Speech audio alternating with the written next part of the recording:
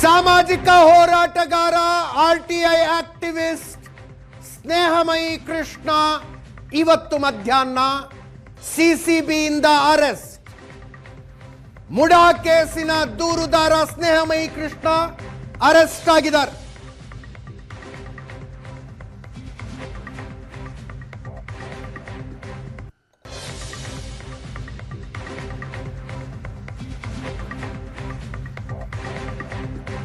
ಮುಡಾದ ಮಾಜಿ commissioner Natesh, chief secretary Shalini Rajneesh ಅವರಿಗೆ 1,60,00,000 ಲಂಚ ಕೊಟ್ಟು ಹೊಸ ಹುದ್ದೆ ಪಡೆದುಕೊಂಡಿದ್ದಾರೆ ಅನ್ನುವ ಗಂಭೀರ ಆರೋಪ ಮಾಡಿದ್ರು ಸ್ನೇಹಮಯಿ ಕೃಷ್ಣ.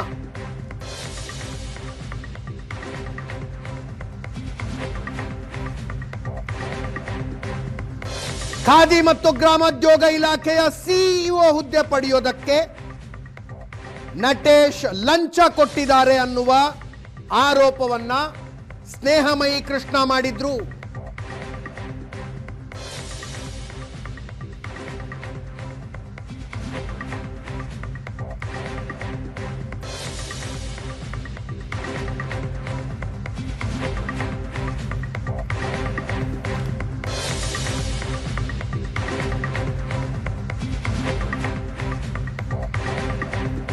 ನಿನ್ನೆ ಆರೋಪ ಮಾಡಿದ ಸ್ನೇಹಮಯಿ ಕೃಷ್ಣ ಐಟಿ ಮತ್ತು ಇಡಿಗೆ ಕಂಪ್ಲೇಂಟ್ ಕೊಟ್ಟಿದ್ರು. 5 ಬ್ಯಾಗ್ಗಳಲ್ಲಿ 9 ಕೋಟಿ ಅಕ್ರಮ ಹಣ ಸಾಗಿಸಲಾಗಿತ್ತು ಅಂತ. ಇವತ್ತು ಬೆಳಗ್ಗೆ ನಟೇಶ್ ಹೋಗಿ ಪೊಲೀಸ್ ಕಮಿಷನರ್ ಕಂಪ್ಲೇಂಟ್ ಕೊಟ್ಟರು.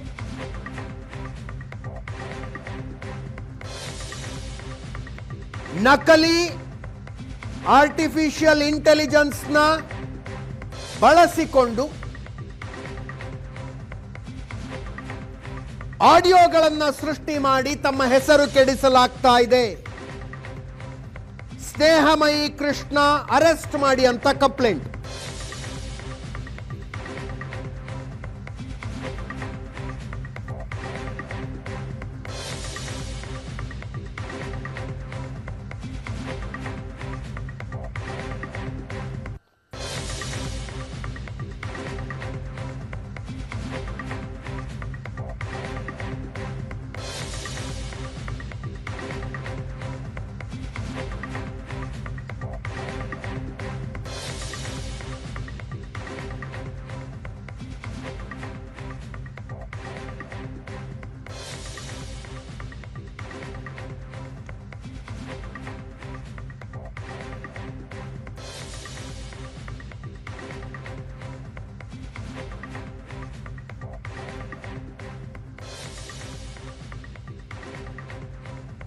ಐಎಎಸ್ ಅಧಿಕಾರಿ ನಟೇಶ್ ದೂರಿನ ಆಧಾರದ ಮೇಲೆ ಸಿಸಿಬಿ ಅವರು ಎಫ್ಐಆರ್ ದಾಖಲಿಸಿಕೊಂಡು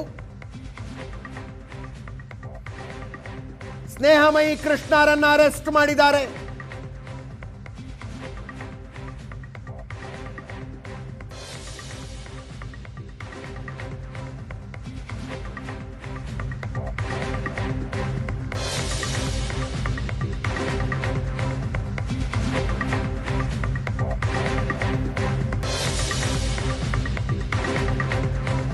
ಎಫ್ಐಆರ್ ಕಾಪಿ ಏಷ್ಯಾ ನೆಟ್ ಸುವರ್ಣ ನ್ಯೂಸ್ ಹತ್ರ ಇದೆ.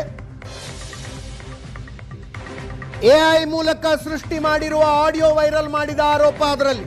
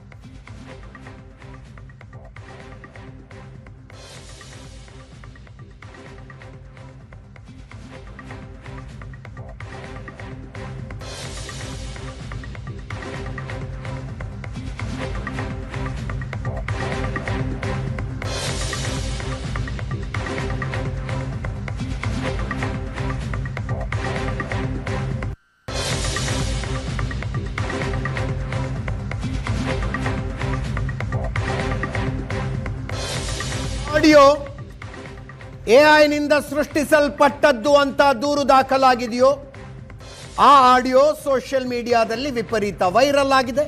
ಕೇಳಿಸ್ಕೊಳ್ಳಿ. ಸ್ನೇಹಮಯಿ ಕೃಷ್ಣನ್ನ ಏನಾದ್ರು ಲಿಂಕ್ ಹಿಡಿದು ಒಂದು ಕನೆಕ್ಷನ್ ತಗೋಬೇಕಲ್ಲ, ನೇರವಾಗಿ 1 to 1.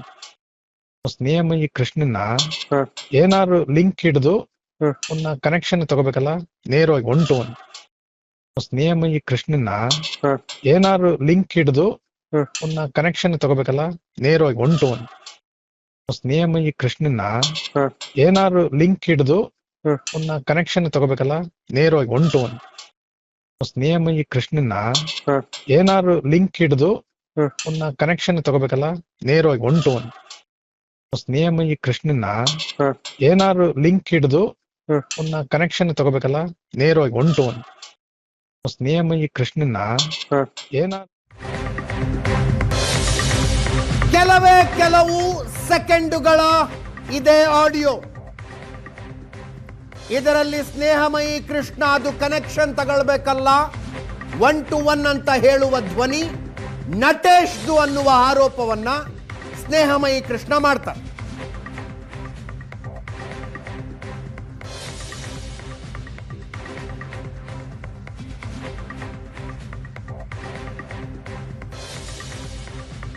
ಈಗ ಶಾಂತಿನಗರದ ಸಿಸಿಬಿ ಕಚೇರಿಯಲ್ಲಿ ಅವರ ವಿಚಾರಣೆ ನಡೀತಾ ಇದೆ.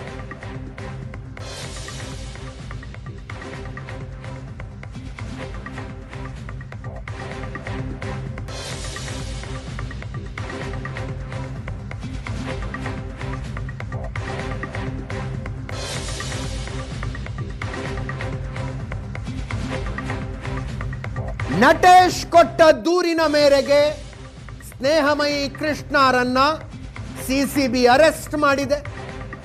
ಸದ್ಯಕ್ಕೆ ಶಾಂತಿನಗರ ಸಿಸಿಬಿ ಕಚೇರಿಯಲ್ಲಿ ವಿಚಾರಣೆ ನಡೀತಾ ಇದೆ.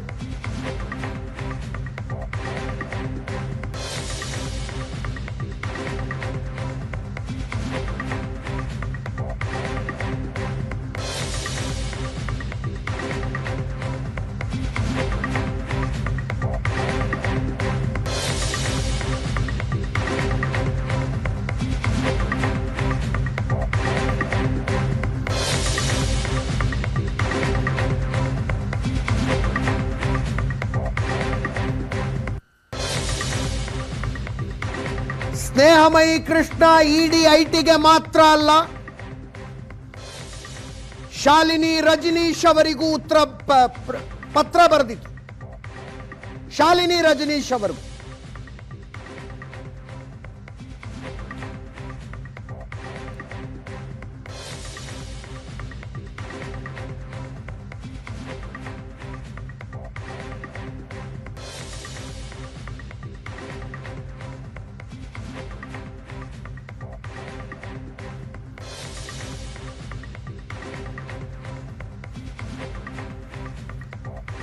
ಸ್ನೇಹಮಯಿ ಕೃಷ್ಣ ಅವರ ಪುತ್ರ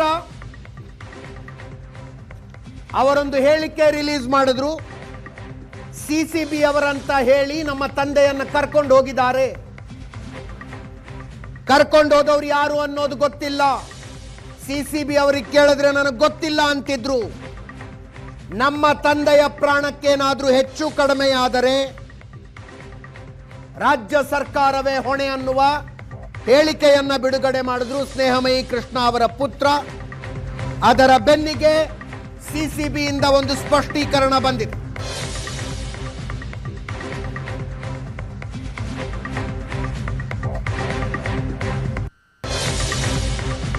ನಕಲಿ ದಾಖಲೆಗಳ ಸೃಷ್ಟಿ ಆರೋಪದ ಮೇಲೆ ಅರೆಸ್ಟ್ ಅಂತ ಸಿಸಿಬಿಯಿಂದ ಪತ್ರಿಕಾ ಪ್ರಕಟಣೆ.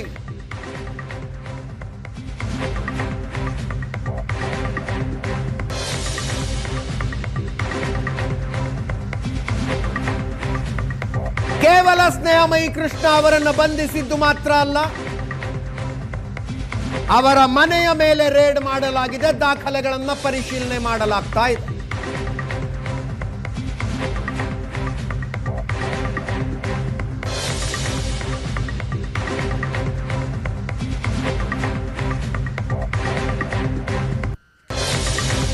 ಸಿಸಿಬಿಯಿಂದ ಪತ್ರಿಕಾ ಪ್ರಕಟಣೆಯನ್ನು ನಮ್ಮ ಸ್ಕ್ರೀನ್ ಮೇಲೆ ನೀವು ನೋಡ್ತಾ ಇದ್ದೀರಿ.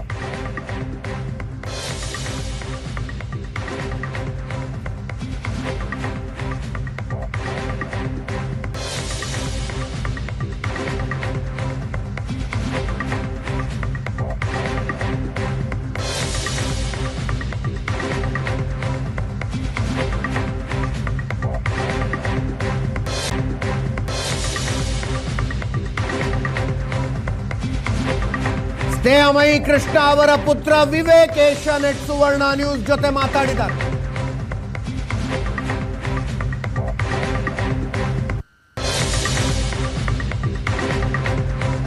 ನನ್ನ ತಂದೆಯ ಜೀವಕ್ಕೇನಾದ್ರೂ ಆದರೆ ರಾಜ್ಯ ಸರ್ಕಾರ ನೇರ ಹೊಣೆ ಅಂತ.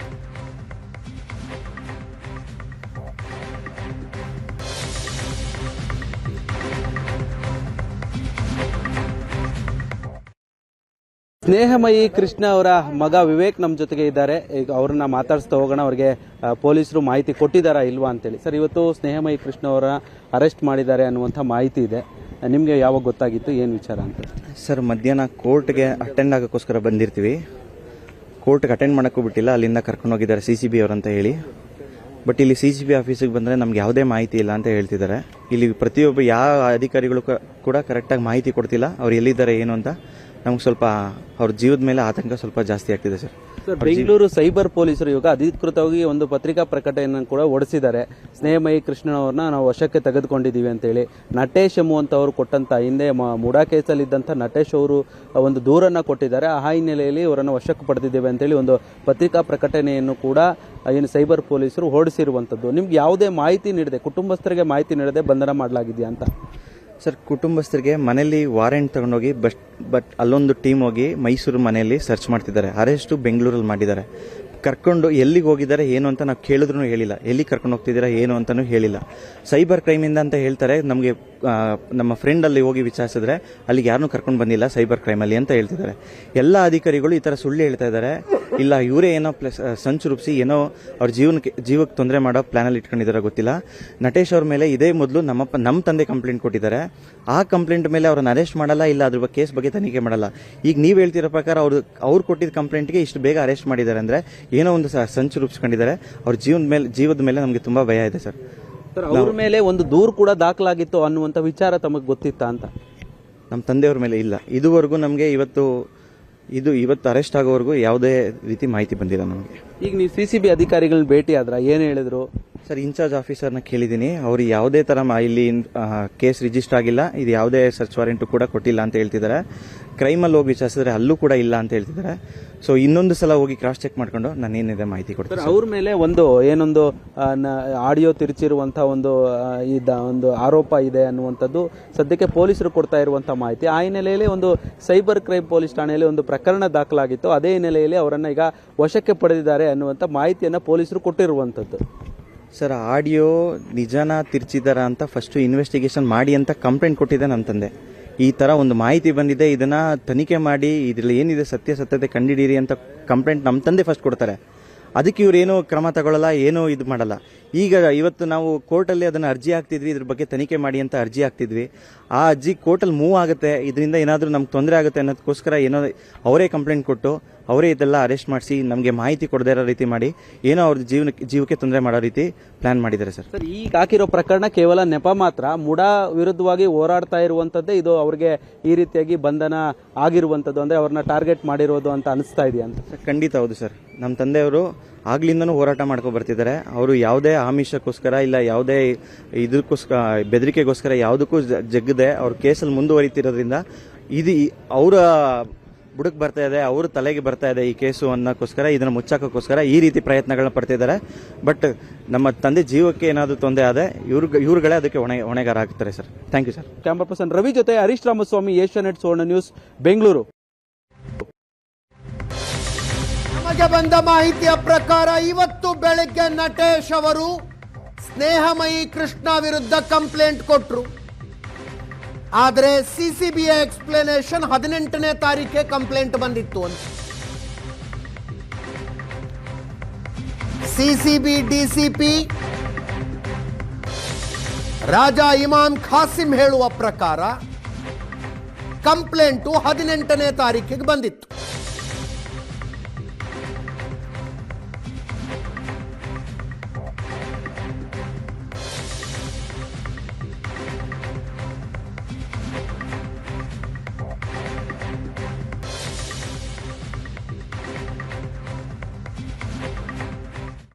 ದಿನಾಂಕ 18ನೇ ತಾರೀಕು ನಟೇಶ್ ಅನ್ನೋರು ಬಂದು ಠಾಣೆಯಲ್ಲಿ ದೂರು ಕೊಟ್ಟಿರ್ತಾರೆ. ಸೊ ಆ ದೂರು ಅನ್ವಯ ಫರ್ದರ್ ಪ್ರಿಲಿಮಿನರಿ ಎನ್ಕ್ವೈರಿ ಮಾಡಿರ್ತೀವಿ. ಅದರಲ್ಲಿ ನಟೇಶ್ ಅವರ ಫೇಸ್ಬುಕ್ ಅಕೌಂಟಿಂದ ಡಾಕ್ಯುಮೆಂಟ್ಸ್ ಎಲ್ಲ ತಗೊಂಡು ಇವರು ಸ್ನೇಹಮಯಿ ಕೃಷ್ಣ ಅವರು ತಮ್ಮ ಫೇಸ್ಬುಕ್ಕಲ್ಲಿ ಫೋಟೋಸು ಮತ್ತು ಆಡಿಯೋ ಕ್ಲಿಪ್ಪು ಕ್ರಿಯೇಟ್ ಮಾಡಿಬಿಟ್ಟು ಪೋಸ್ಟ್ ಮಾಡಿಬಿಟ್ಟು ಅವ್ರ ಮೇಲೆ ಫಾಲ್ಸ್ ಇನ್ಫಾರ್ಮೇಷನ್ ಎಲ್ಲ ಸ್ಪ್ರೆಡ್ ಮಾಡಿಬಿಟ್ಟು ಆಮೇಲೆ ಅವ್ರಿಗೆ ತೊಂದರೆ ನೀಡ್ತಿನ ನಿಟ್ಟಿನಲ್ಲಿ ಒಂದು ಕಂಪ್ಲೇಂಟ್ ಕೊಟ್ಟು ಅವರ ರೆಪ್ಯುಟೇಷನ್ಗೆಲ್ಲ ಡ್ಯಾಮೇಜ್ ಮಾಡ್ತಾರೆ ಅಂತ ಒಂದು ಕಂಪ್ಲೇಂಟ್ ಇರ್ತದೆ. ಈ ಬಗ್ಗೆ ನಮ್ಮಲ್ಲಿ ದಿನಾಂಕ 18/2/2026 ದಂದು ನಾವು ಕೇಸ್ ರಿಜಿಸ್ಟರ್ ಮಾಡಿಕೊಂಡು ತನಿಖೆ ಮುಂದುವರಿಸಿರ್ತೀವಿ. ಇದೇ ನಿಟ್ಟಿನಲ್ಲಿ ಈ ಆಡಿಯೋ ಕ್ಲಿಪ್ ಬಗ್ಗೆ ಮತ್ತು ಡಾಕ್ಯುಮೆಂಟ್ಸ್ ಸೃಷ್ಟಿ ಮಾಡಿದ್ದಾರೆ ಅಂತ ಏನು ಕಂಪ್ಲೇಂಟಲ್ಲಿ ನೋಂದಣಿ ಮಾಡ್ಕೊಂಡಿರ್ತೀವಿ, ಅದ್ರ ಬಗ್ಗೆ ಶೋಧ ಮಾಡೋದಕ್ಕೆ ಸಲುವಾಗಿ ನಾವು ನ್ಯಾಯಾಲಯದಲ್ಲಿ ಒಂದು ಸರ್ಚ್ ವಾರೆಂಟ್ ತಗೊಂಡ್ಬಿಟ್ಟು ಸೊ ಇವತ್ತು ನಮ್ಮ 3 ತುಕಡಿಗಳು ಒಂದು ಮೈಸೂರಲ್ಲಿ ಹೋಗಿ ಸರ್ಚ್ ವಾರೆಂಟ್ ಮೇರೆಗೆ ದಾಖಲಾತಿ ಪರಿಶೀಲನೆ ಮಾಡೋದಕ್ಕೆ ಹೋಗಿರ್ತೀವಿ. ಹಾಗೂ ಸ್ನೇಹಮಯಿ ಕೃಷ್ಣ ಅವ್ರಿಗೂ ಕೂಡ ಒಂದು ನೋಟಿಸ್ ಜಾರಿ ಮಾಡಿ ಅವ್ರಿಗೆ ಠಾಣೆಗೆ ಕರೆಸ್ಕೊಂಡು ಅವರನ್ನು ಎನ್ಕ್ವೈರಿ ಸಲುವಾಗಿ ನಾವು ಹೀಗೆ ಸದ್ಯ ಕರೆಸ್ಕೊಂಡಿದ್ದೀವಿ. ಈ ಸದ್ಯ ಮುಂದೆ ತನಿಖೆ ಮುಂದೆ. ಸ್ನೇಹಮಯಿ ಕೃಷ್ಣ ಅವರ ಬಂಧನಕ್ಕೆ ವಿಪಕ್ಷಗಳ ಆಕ್ರೋಶ.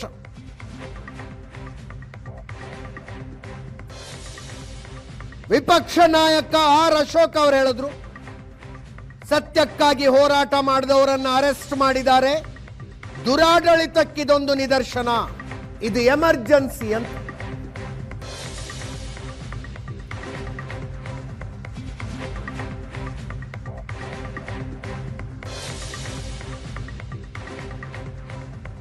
ದುರಾಡಳಿತದ ಪರಮಾವಧಿ. ಹಿಂದೆ ದೇಶದ ಮೇಲೆ ಎಮರ್ಜೆನ್ಸಿ ತಂದು ದೇಶವನ್ನು ಹಾಳು ಮಾಡಿದಂಥ ಕಾಂಗ್ರೆಸ್ ಅವರು ಈಗ ಕರ್ನಾಟಕದಲ್ಲೂ ಒಂದು ರೀತಿ ಎಮರ್ಜೆನ್ಸಿ.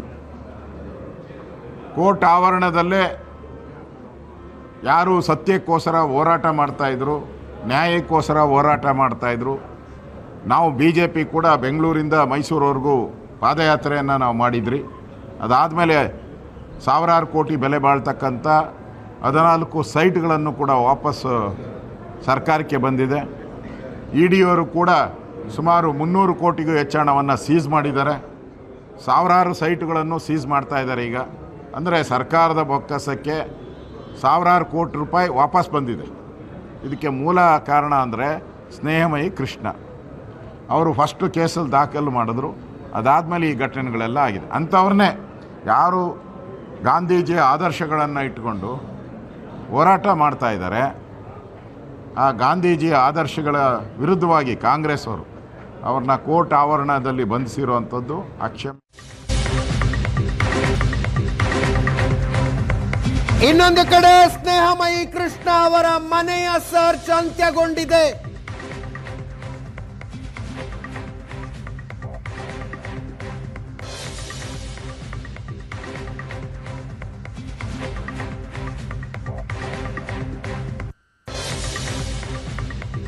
ಅವರ ಮನೆಯಿಂದ ಪೆನ್ ಡ್ರೈವ್, ಹಾರ್ಡ್ ಡಿಸ್ಕ್ ಮತ್ತು ಕೆಲವು ದಾಖಲೆಗಳನ್ನು ತಗೊಂಡು ಹೊರಟಿದ್ದಾರೆ ಅನ್ನುವ ಮಾಹಿತಿ.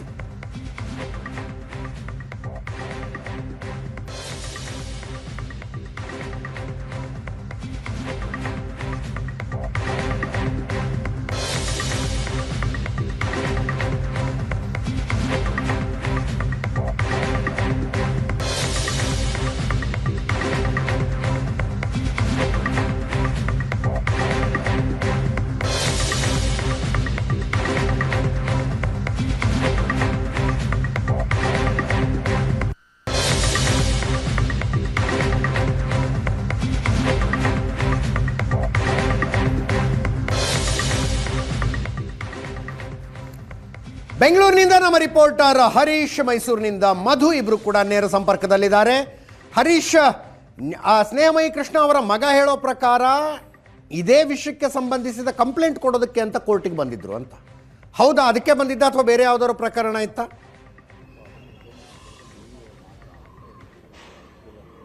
ಅವರ ಮಗ ಕೊಡ್ತಾ ಇರುವಂತಹ ಮಾಹಿತಿ ಪ್ರಕಾರ ಇವತ್ತು ಮೂಡಾ ಕೇಸ್ ಏನಿತ್ತು, ಹಿಂದೆ ಕಳೆದ ವಾರವಷ್ಟೇ ಸ್ನೇಹಮಯಿ ಕೃಷ್ಣ ಅವರು ಇದೇ ನಟೇಶ್ ಮೇಲೆ ಒಂದು ಆರೋಪವನ್ನ ಮಾಡಿದ್ರು. ಅವರು ಬರೆದಂತಹ ಒಂದು ಕೈ ಬರದ ಪತ್ರ ಸಿಕ್ಕಿದೆ. ಅದು ಕೂಡ ಅಂದ್ರೆ ಈ ಒಂದು ಪ್ರಕರಣದ ಮುಡಾ ಪ್ರಕರಣದ ರೂವಾರಿಯಾಗಿರುವಂತಹ ನಟೇಶ್ ಅನ್ನ ಈ ಒಂದು ಪ್ರಕರಣದಲ್ಲಿ ಲೋಕಾಯುಕ್ತ ಅಧಿಕಾರಿಗಳು ಕೈ ಬಿಟ್ಟಿದ್ದಾರೆ.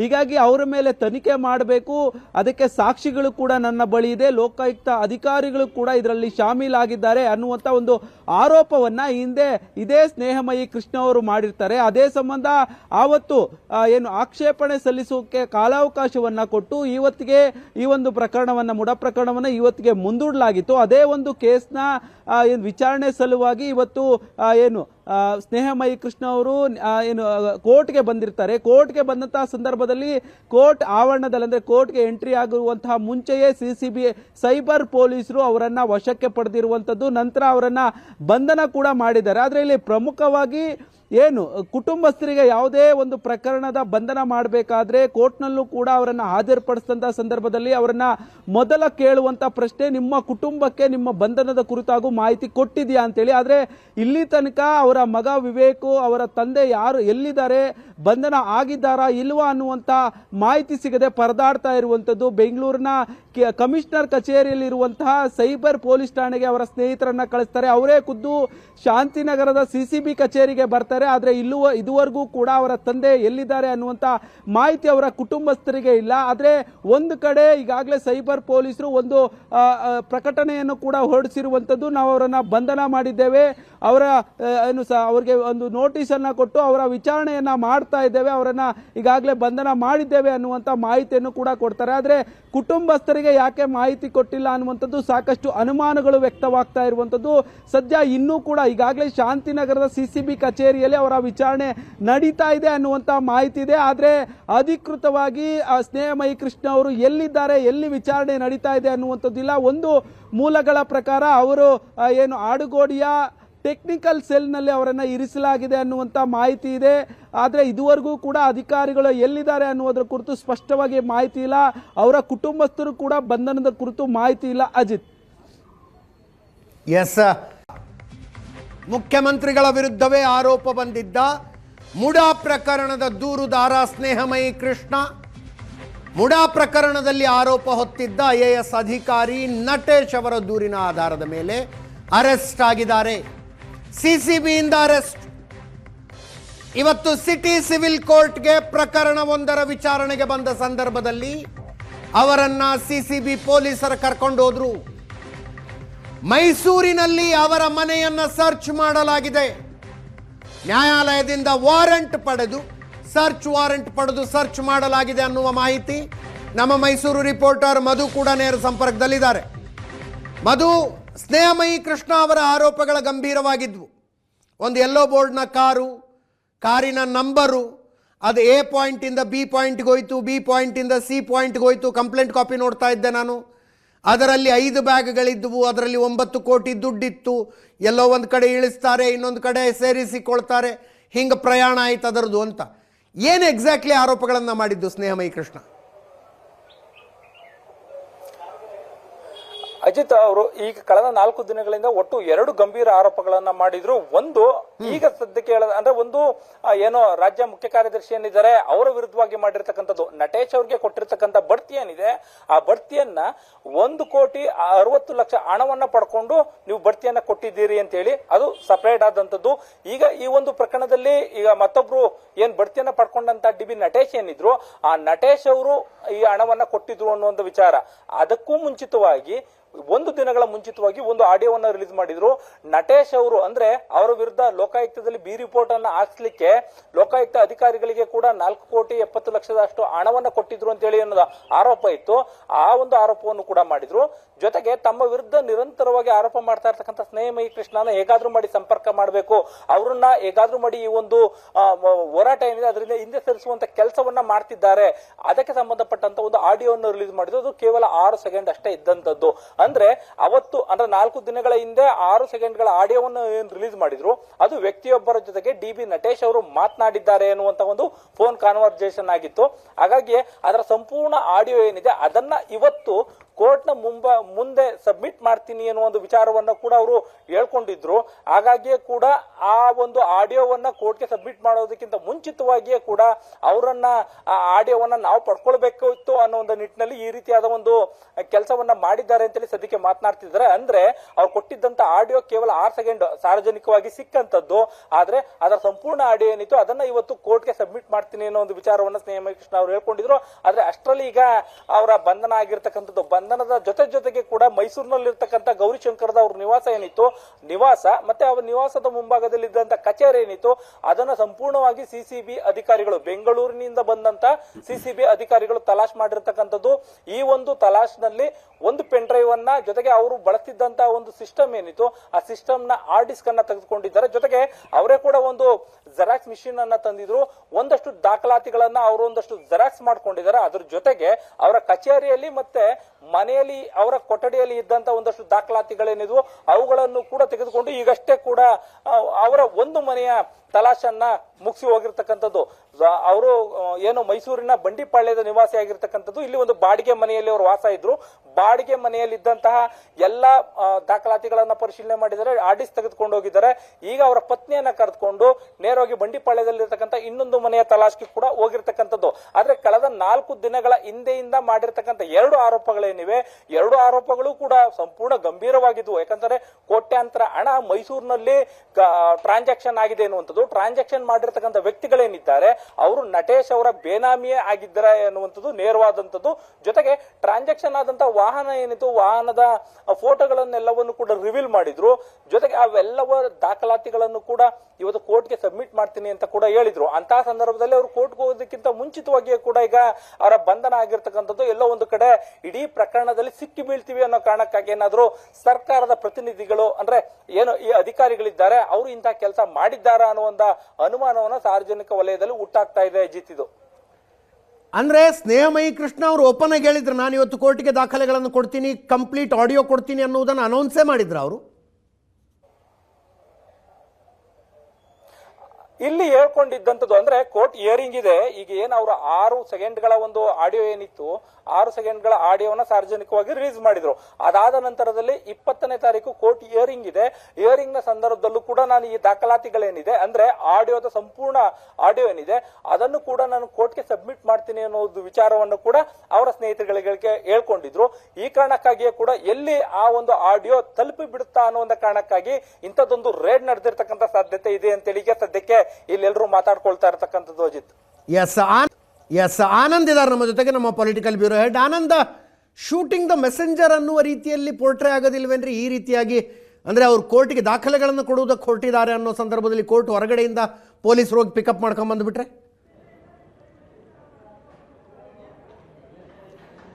ಎಸ್ ಅಜಿತ್, ಇಡೀ ಪ್ರಕರಣವನ್ನು ಗಮನಿಸಿದ್ರೆ ನಮಗೆ ಅನಿಸ್ತಾ ಇರ್ತಕ್ಕಂಥದ್ದು ಪೊಲೀಸರ ಕಾರ್ಯದ ಒಟ್ಟಾರೆ ಅಂದರೆ ವೇಗ. ಇಲ್ಲಿರ್ತಕ್ಕಂಥ ಭಾಳ ದೊಡ್ಡ ಪ್ರಶ್ನೆ ಅಂತಂದರೆ ಮೂಡಾ ಪ್ರಕರಣಕ್ಕೆ ಸಂಬಂಧಪಟ್ಟಾಗೆ ಸ್ನೇಹಮಯಿ ಕೃಷ್ಣ ಯಾರು, ಅವರ ದೂರೇನು, ದೂರಿನ ಹಿನ್ನೆಲೆಯಲ್ಲಿ ರಾಜಕೀಯವಾಗಿರ್ತಕ್ಕಂಥ ಪರಿಣಾಮಗಳೇನು, ಕಾನೂನಾತ್ಮಕವಾಗಿ ಮುಖ್ಯಮಂತ್ರಿ ಎದುರಿಸಿರ್ತಕ್ಕಂಥ ಸವಾಲುಗಳೇನು, ಇವೆಲ್ಲವನ್ನೂ ಕೂಡ ನಾವು ಗಮನಿಸಿದ್ದೇವೆ. ಇಲ್ಲಿ ಸ್ನೇಹಮಯಿ ಕೃಷ್ಣ ಅಂತಕ್ಕಂಥದ್ದು ಒಂದು ರೀತಿ ಎಲ್ಲೋ ಒಂದು ಕಡೆ ಇಡೀ ಸರ್ಕಾರಕ್ಕೆ ದೊಡ್ಡ ಅಪಾಯದ ರೀತಿಯಲ್ಲಿ ಕಂಡಂಥ ಹಿನ್ನೆಲೆಯಲ್ಲಿ ಅವ್ರನ್ನ ಕಂಟ್ರೋಲ್ ಮಾಡ್ತಕ್ಕಂಥ ಪ್ರಯತ್ನವನ್ನು ಸರ್ಕಾರ ಮಾಡಲಿಕ್ಕೆ ಹೊರಟಿತ್ತು ಅಂತಕ್ಕಂಥದ್ದು ಬೇರೆ ಬೇರೆ ಸಂದರ್ಭಗಳಲ್ಲಿ ನಮಗೆ ಸಹಜವಾಗಿ ಕೆಲವೊಂದಷ್ಟು ನಿದರ್ಶನಗಳು ಸಿಕ್ಕಿತ್ತು. ಆದರೆ ನಿರ್ದಿಷ್ಟ ಕಾರ್ಯಸೂಚಿಯೊಂದಿಗೆ ಅವರನ್ನು ಅರೆಸ್ಟ್ ಮಾಡಬೇಕು, ಅವರನ್ನು ರಾಜಕೀಯ ಭಾಷೆಯಲ್ಲಿ ಹೇಳೋದಾದರೆ ಇದನ್ನು ಹಣಿಬೇಕು ಅಂತಕ್ಕಂಥ ಲೆಕ್ಕದಲ್ಲಿ ಸರ್ಕಾರ ಒಂದು ಪ್ಲಾನ್ ಆಫ್ ಆ್ಯಕ್ಷನ್ ಮಾಡಿಕೊಂಡಿತ್ತು ಅಂತಕ್ಕಂಥದ್ದು ಈ ಪ್ರಕರಣದಲ್ಲಿ ಗೊತ್ತಾಗ್ತದೆ. ಯಾಕೆಂತಂದರೆ ಸ್ನೇಹಮಯಿ ಕೃಷ್ಣ ಅವರು ಮೂಡಾ ಪ್ರಕರಣದಲ್ಲಿ ಅವರ ಒಟ್ಟಾರೆ ಪಾತ್ರದ ಬಗ್ಗೆ ಮತ್ತು ಮುಖ್ಯಮಂತ್ರಿಗಳ ಇಡೀ ಕುಟುಂಬವನ್ನು ಕಾನೂನಿನ ಚೌಕಟ್ಟಿನ ಒಳಗಡೆ ಅಂದರೆ ಕುಣಿಕೆಯಲ್ಲಿ ತಂದು ನಿಲ್ಲಿಸ್ತಕ್ಕಂಥ ಏನು ಪ್ರಯತ್ನ ಮಾಡಿದ್ರು ಆಗಲೇ ಒಂದು ಅಪಾಯದ ಮುನ್ಸೂಚನೆ ಸಿಕ್ಕಿತ್ತು. ಆದರೆ ಆ ಸಂದರ್ಭದಲ್ಲಿ ಏನಾದರೂ ತೀರ್ಮಾನ ತೆಗೆದುಕೊಂಡಿದ್ದೆ ಆದರೆ ನಿಶ್ಚಯವಾಗಿಯೂ ಕೂಡ ಬೇರೆ ಬೇರೆ ರೀತಿಯಾಗಿರ್ತಕ್ಕಂಥ ವ್ಯಾಖ್ಯಾನಗಳಿಗೆ ಆಗತ್ತೆ ಅನ್ನುವಂಥ ಹಿನ್ನೆಲೆಯಲ್ಲಿ ಈಗ ಅಕಾಡೆಮಿಕ್ ವಿಚಾರಗಳನ್ನು ಮುಂದಿಟ್ಟುಕೊಂಡು ಅವ್ರನ್ನ ಹಣಿಯುವಂಥ ಕೆಲಸ ಮಾಡಲಾಗ್ತಿದೆ ಅಂತಕ್ಕಂಥ ಅನುಮಾನ ಮೂಡ್ತಾ ಇದೆ. ಇಲ್ಲಿ ನಾವು ಯಾವುದೇ ಸಹಜವಾಗಿ ಆ ಪೊಲೀಸರಿಗೆ ಯಾವುದೇ ಒಂದು ದೂರು ಕೊಟ್ಟಾಗ ಪೊಲೀಸರ ವೇಗವನ್ನು ಗಮನಿಸಬೇಕಾಗತ್ತೆ. ಈ ಪ್ರಕರಣದಲ್ಲಿ ಪೊಲೀಸರು ಮಾಡಿರ್ತಕ್ಕಂಥ ಒಟ್ಟಾರೆ ಅವರ ಕಾರ್ಯ ಏನಿದೆ, ವೈಖರಿ ಇದೆ, ಸೊ ಇದು ಸಹಜವಾಗಿ ಅನುಮಾನ ಕಾರಣ ಆಗ್ತದೆ.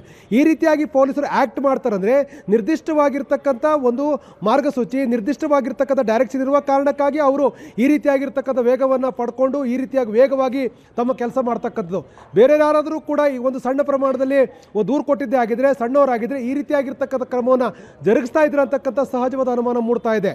ಯಾಕೆಂದರೆ ಸ್ನೇಹಮಯಿ ಕೃಷ್ಣ ಇಡೀ ಸರ್ಕಾರಕ್ಕೆ ಕಂಟಕವಾಗಿದ್ರು ಅನ್ನುವ ರೀತಿಯಲ್ಲಿ ವಾತಾವರಣ ಇರುವಂಥ ಹಿನ್ನೆಲೆಯಲ್ಲಿ ಮತ್ತು ಅವ್ರನ್ನ ಕಂಟ್ರೋಲ್ ಮಾಡ್ತಕ್ಕಂಥ ಪ್ರಯತ್ನದ ಭಾಗವಾಗಿ ಈ ಎಲ್ಲ ಡೆವಲಪ್ಮೆಂಟ್ಗಳಾಗಿದೆ ಅಂತ ಅನಿಸ್ತಾ ಇದೆ. ಯಾಕೆಂತಂದರೆ ಸ್ನೇಹಮಯಿ ಕೃಷ್ಣ ಯಾವುದೇ ಕಾನೂನಾತ್ಮಕವಾಗಿರ್ತಕ್ಕಂಥ ಪ್ರಕ್ರಿಯೆಯನ್ನು ಕೈಗೆತ್ತಿಕೊಂಡಾಗಲೂ ಕೂಡ ಸಹಜವಾಗಿ ಇಡೀ ಸರ್ಕಾರಕ್ಕೆ ಒಂದು ರೀತಿ ನಡಕ ಬರ್ತಾ ಇತ್ತು. ಮುಖ್ಯಮಂತ್ರಿಯಿಂದ ಆರಂಭಗೊಂಡು ಅದು ಸಚಿವರವರೆಗೂ ಅಂದರೆ ಬೈರತಿ ಸುರೇಶ್ ಅವರಿಗೂ ಕೂಡ ಎಲ್ಲೋ ಒಂದು ಕಡೆ ನಡಕಕ್ಕೆ ಕಾರಣ ಆಗ್ತಾ ಇತ್ತು. ರಾಜಕೀಯವಾಗಿಯೂ ಕೂಡ ಸಂಚಲನಕ್ಕೆ ಕಾರಣ ಆಗ್ತಾಯಿತ್ತು. ಸ್ನೇಹಮಯಿ ಕೃಷ್ಣ ಅವರ ಒಂದು ಪ್ರಕರಣದಿಂದ ಮೈತ್ರಿ ಪಕ್ಷದ ನಾಯಕರು ಪಾದಯಾತ್ರೆ ಮಾಡ್ತಕ್ಕಂಥ ಒಂದು ವಾತಾವರಣ ಸೃಷ್ಟಿಯಾಯಿತು. ರಾಜಕೀಯವಾಗಿಯೂ ಕೂಡ ಬೇರೆ ಬೇರೆ ರೀತಿಯಾಗಿರ್ತಕ್ಕಂಥ ಸ್ವರೂಪಗಳು. ಮುಖ್ಯಮಂತ್ರಿಗಳು ಸ್ನೇಹಮಯಿ ಕೃಷ್ಣ ಅವರ ಪ್ರಕರಣಕ್ಕೆ ಸಂಬಂಧಪಟ್ಟಾಗ ಅಂತಿಮವಾಗಿ ಮೈಸೂರಲ್ಲಿ ಒಂದು ಸಮಾವೇಶ ಮಾಡಬೇಕಾಯಿತು. ಮೈಸೂರಲ್ಲಿ ನಂದೇನೂ ತಪ್ಪಿಲ್ಲ ಅಂತ ಹೇಳಿ ಇಡೀ ಸಚಿವ ಸಂಪುಟದ ಎಲ್ಲರನ್ನೂ ಕೂಡ ಒಂದೇ ವೇದಿಕೆಯಲ್ಲಿ ಕರೆದುಕೊಂಡು ಕೂಡಿಸಿ ನಂದೇನೂ ತಪ್ಪಿಲ್ಲ, ನನ್ನ ಕುಟುಂಬದೇನೂ ತಪ್ಪಿಲ್ಲ ಅಂತ ಹೇಳಿ ಸಾರಿ ಹೇಳ್ತಕ್ಕಂಥ ವಾತಾವರಣ ಕೂಡ ಸೃಷ್ಟಿಯಾಯಿತು. ಅಂದರೆ ಅಷ್ಟರ ಮಟ್ಟಿಗೆ ಜಿನುವನ ಆಗಿರ್ತಕ್ಕಂಥ ಒಂದು ಪ್ರಕರಣವನ್ನು ಕೈಗೆತ್ತಿಕೊಂಡು ಸ್ನೇಹಮಯಿ ಕೃಷ್ಣ ಅವರು ಹೋರಾಟವನ್ನು ಮಾಡ್ತಾ ಇದ್ರು ಅಂತಕ್ಕಂಥ ಇಲ್ಲಿ ಬಹಳ ಪ್ರಮುಖ ಆಗುತ್ತೆ. ಹಾಗಾಗಿ ಅವರನ್ನು ಕಂಟ್ರೋಲ್ ಮಾಡ್ತಕ್ಕಂಥ ಪ್ರಯತ್ನ ಸರ್ಕಾರ ಮಾಡ್ತಾ ಅನ್ನೋದು ಕೂಡ ಬಹಳ ಮುಖ್ಯ ಆಗುತ್ತೆ. ಯಾಕಂದರೆ ಕೋರ್ಟ್ನ ಕೆಲವೊಂದಷ್ಟು ನಿರ್ದೇಶನಗಳ ಬಗ್ಗೆ ಅನುಮಾನ ವ್ಯಕ್ತಪಡಿಸಿದ ಸ್ನೇಹಮಯಿ ಕೃಷ್ಣ ಅವರು ಕಾನೂನು ಹೋರಾಟವನ್ನು ಇನ್ನೂ ಜಾಸ್ತಿ ಮಾಡಬೇಕು ಅಂತಕ್ಕಂಥ ಪ್ರಯತ್ನ ಮಾಡಿದ್ರು. ಅವರು ತಮ್ಮದೇ ಆಗಿರ್ತಕ್ಕಂಥ ಹಾರಿಯಲ್ಲಿ ಆ ಪ್ರಯತ್ನವನ್ನು ಮುಂದುವರಿಸಿದ್ರು. ಈಗ ಸಹಜವಾಗಿ ನಟೇಶ್ ಅವರಿಗೆ ಕೊಟ್ಟಿರ್ತಕ್ಕಂಥ ಹುದ್ದೆ ಇತ್ತಲ್ಲ, ಆ ಹುದ್ದೆ ಬಗ್ಗೆ ಸಹಜವಾಗಿ ಅನುಮಾನ ಇರತಕ್ಕಂಥದ್ದು. ಅದೇ ನಟೇಶ್ ಬದಲು ಬೇರೆ ಯಾವುದೋ ಅಧಿಕಾರಿ ಸಂಬಂಧಪಟ್ಟಾಗೆ ಇಲಾಖಾ ವಿಚಾರಣೆ ಇಂಥವೆಲ್ಲ ಫೆಂಡಿಂಗ್ ಇದ್ದಿದೆ ಆಗಿದ್ರೆ ಸರ್ಕಾರ ಇಷ್ಟು ದೊಡ್ಡ ಮಟ್ಟದಲ್ಲಿ ಆಕ್ಟ್ ಮಾಡ್ತಿತ್ತಾ? ಹಾಗಾಗಿ ಸಹಜವಾಗಿ ಮುಖ್ಯ ಕಾರ್ಯದರ್ಶಿಗಳನ್ನು ಒಳಗೊಂಡಂತೆ ಆರೋಪ ಕೇಳಿ ಬಂದಿರತಕ್ಕಂಥದ್ದು. ಮುಖ್ಯ ಕಾರ್ಯದರ್ಶಿಗಳು ಕೂಡ ಅತ್ಯಂತ ಗಂಭೀರವಾಗಿ ಅವರು ಕೂಡ ಸ್ನೇಹಮಯಿ ಕೃಷ್ಣ ಅವರ ಎಲ್ಲ ಪ್ರಶ್ನೆಗಳಿಗೆ ಉತ್ತರ ಕೊಡ್ತಕ್ಕಂಥ ಪ್ರಯತ್ನವನ್ನು ಮಾಡಿದರು. ಅವರ ವಿರುದ್ಧ ಕಾನೂನು ಕ್ರಮ ತೆಗೆದುಕೊಳ್ತೇನೆ ಅಂತೇಳಿ ಏಷ್ಯಾನೆಟ್ ಸುವರ್ಣ ನ್ಯೂಸ್ಗೆ ಭಾಳ ಸ್ಪಷ್ಟವಾಗಿ CS ಕೂಡ ಹೇಳಿದರು. ಅಂದರೆ ಇಡೀ ಸರ್ಕಾರದ ಪ್ರಕ್ರಿಯೆ ವೇಗ ಇತ್ತಲ್ಲ, ಆ ವೇಗ ಸ್ನೇಹಮಯಿ ಕೃಷ್ಣ ಅವ್ರನ್ನ ಇವತ್ತು ಅರೆಸ್ಟ್ ಮಾಡಲಿಕ್ಕೆ ಕಾರಣ ಆಯಿತು ಅಂತಕ್ಕಂಥದ್ದು ಭಾಳ ಸ್ಪಷ್ಟವಾಗಿ ಕಂಡು ಬರ್ತಾ ಇದೆ. ಅಲ್ಲ, ಇದನ್ನು ಮುಖ್ಯಮಂತ್ರಿಗಳು ಹೆಂಗೆ ತಗೊಳ್ತಾರೆ ಅಂತ ಅಂದರೆ ತಮ್ಮ ಮೇಲೆ ಆರೋಪಿಸುವವರು, ದೂರು ಕೊಡುವವರೆಲ್ಲರ ವಿಷಯದಲ್ಲಿ ಭಾಳ ಮುಕ್ತ ಮನಸ್ಸಿನಿಂದ ಇರುವವರು ಅನ್ನುವ ರೀತಿಯ ಭಾವನೆ ಇದೆ. ಅಭಿವ್ಯಕ್ತಿ ಸ್ವಾತಂತ್ರ್ಯ, ವಾಕ್ ಸ್ವಾತಂತ್ರ್ಯ, ಪಾರದರ್ಶಕತೆ ಅಂತ ಮುಖ್ಯಮಂತ್ರಿಗಳು ಮಾತಾಡ್ತಾರೆ.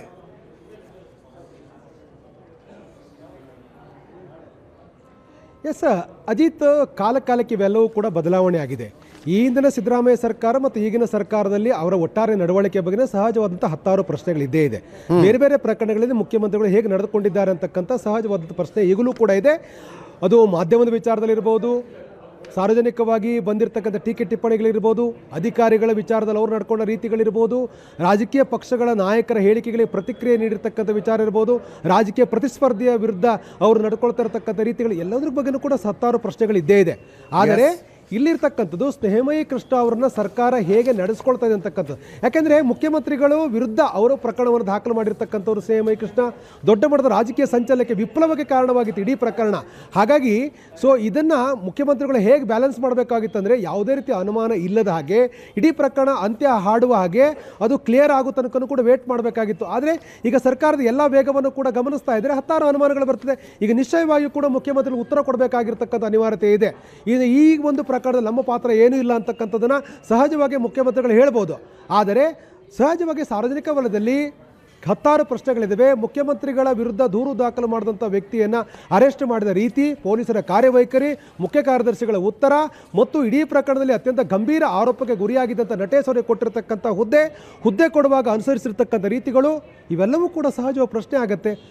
ಸಾಧ್ಯದ ಚುಕ್ಕಾಣಿ ಹಿಡಿದಿರ್ತಕ್ಕಂಥ ಮುಖ್ಯಮಂತ್ರಿಗಳು ಈ ಪ್ರಕರಣದಲ್ಲಿ ಒಂದು ಸ್ಪಷ್ಟವಾದ ಉತ್ತರ ಕೊಡಲೇಬೇಕಾಗುತ್ತೆ. Ajit, thank you so much Anand, ನಿಮ್ಮ ಎಲ್ಲ ಮಾಹಿತಿಗೆ. ಮುಂದಿನ ಸುದ್ದಿಗೆ ಹೋಗೋಣ. ಒಂದು ಕಡೆ ಕಾಂಗ್ರೆಸ್ಸಿನ ಶಾಸಕರು, ಅವರೆಲ್ಲರೂ ಸಿದ್ದರಾಮಯ್ಯನವರ ನಿಷ್ಠರು, ವಿದೇಶ ಪ್ರವಾಸಕ್ಕೆ ಹೋಗಿದ್ದಾರೆ ಅನೇಕರು.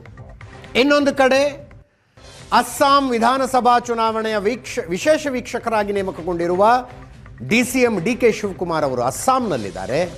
ಇದರ ಮಧ್ಯದಲ್ಲೊಂದು ಕುತೂಹಲಕಾರಿ ಬೆಳವಣಿಗೆ. ಸಚಿವ ಸತೀಶ್ ಜಾರಕಿಹೊಳಿ ಅವರು 5 ಜನ ಶಾಸಕರು 12 ಜನ ಕಾಂಗ್ರೆಸ್ ಜಿಲ್ಲಾಧ್ಯಕ್ಷರುಗಳನ್ನು ಕರ್ಕೊಂಡು ದೆಹಲಿಗೆ ಹೋಗಿದ್ದಾರೆ.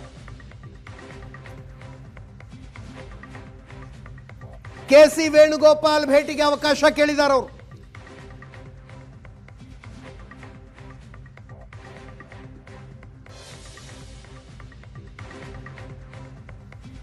ನಮಗೆಲ್ಲ ಗೊತ್ತೇ ಇದೆ, ಸತೀಶ್ ಜಾರಕಿಹೊಳಿ ಅವರದು KPCC ಅಧ್ಯಕ್ಷರಾಗುವ ಪ್ರಯತ್ನ. ಆ ಪ್ರಯತ್ನಕ್ಕೂ ಕಾಂಗ್ರೆಸ್ನ ಜಿಲ್ಲಾಧ್ಯಕ್ಷರುಗಳನ್ನು ಕರ್ಕೊಂಡು ಹೋಗಿದ್ದಕ್ಕೂ ಒಂದಕ್ಕೊಂದು ಸಂಬಂಧ ಇದೆಯಾ?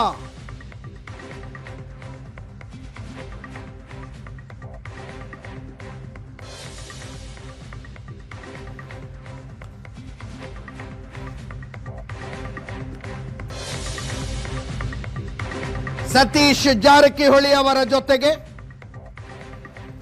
ಶಾಸಕರುಗಳಾದ ವಿಶ್ವಾಸ್ ವೈದ್ಯ, ಆಸಿಫ್ ಸೇಠ್, ಬಾಬಾ ಸಾಹೇಬ್ ಪಾಟೀಲ್, ಬಸವಂತಪ್ಪ, ಕೂಡ್ಲಿಗಿಯ ಶ್ರೀನಿವಾಸ್, ರಘುಮೂರ್ತಿ, ಚಂದ್ರಪ್ಪ ಮಾಜಿ ಸಂಸದರು ಹೋಗಿದ್ದಾರೆ.